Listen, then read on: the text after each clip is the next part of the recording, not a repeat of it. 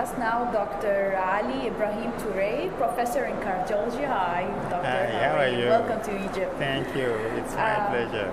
Okay. What is the frequency of heart failure with preserved ejection fraction you encounter in your practice?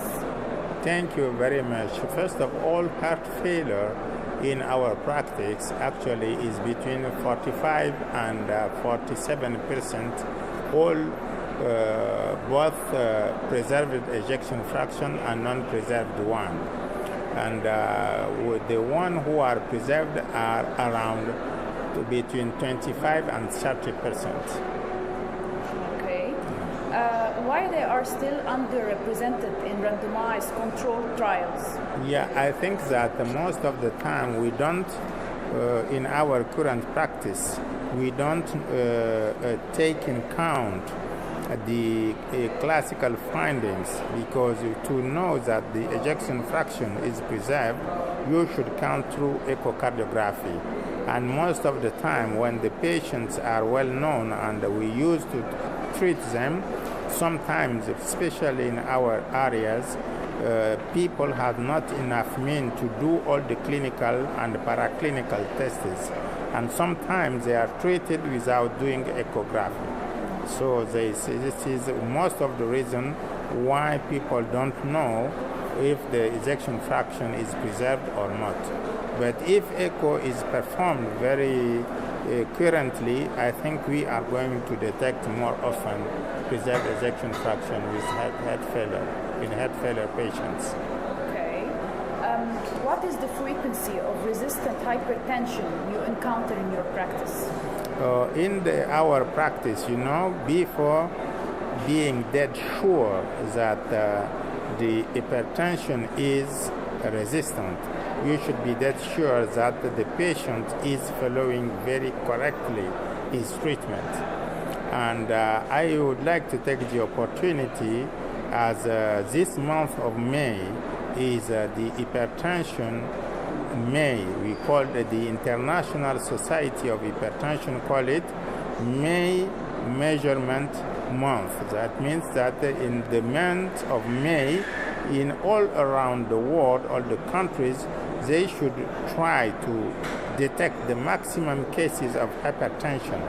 And we started in my country, and all around the different areas in the world, people are very active in this month to detect the maximum cases and treat the maximum cases of hypertension. And especially in the sub-Saharan area, we are dead sure that patients are not hypertensive patients. They are not compliant with the treatment. Most of them, when they start recovering, they stop the treatment, sometimes because of ignorance, sometimes because of the cost. So it happens that most of the cases who are supposed to be resistant, they are not really resistant. It is a lack of compliance, a lack of follow-up of the treatment. But there are really some resistant, and especially in our areas, we usually see people who are not responding very well with only one enzyme converting inhibitors or only with beta blockers. We have to combine most of 2, 3, sometimes 4 classes of antihypertensive drug to control one hypertension. And to know that it is really resistant, you have to check and see if there is not a second etiology you can find which can be treated. Instead of taking it as an essential hypertension, you should make blood tests and paraclinical tests to know if there is not a renal etiology, an endocrine etiology, or a malformative etiology, especially in young people. So you have to make all that tests to be dead sure that the hypertension, first of all, is essential, and that the patient is following properly his treatment before classifying it as an resistant hypertension. Okay. Are they truly resistant, or do you always suspect patient non-compliance? Yes, especially in our areas. We know that some hypertensive people, especially when they have very high blood pressure, we can have some of them who are not responding to some treatments.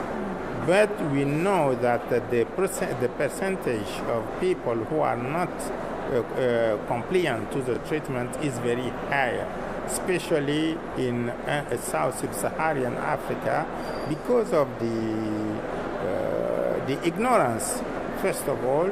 Second, because of the cost of the treatment, because they are belonging to a very low economical level, and it's very expensive for them to treat the whole life with 3 or 4 medicines, especially when there are some risk factors like diabetes, hyperlipemia, hypercholesteremia, and hyperuricemia. All of them need another kind of tablets. So that means you increase the cost to take care of this hypertension. So for most of them people, they have not life insurance to cover this kind of disease. So if they have to cash it from their pocket daily, it is really very, very, very difficult for them to support the cost. They need help from the family, from people around, from the doctors, from the community to save their lives, because it's a very big challenge and it's very, very heavy according to the cost to take care of that kind of patient. Thank you very much.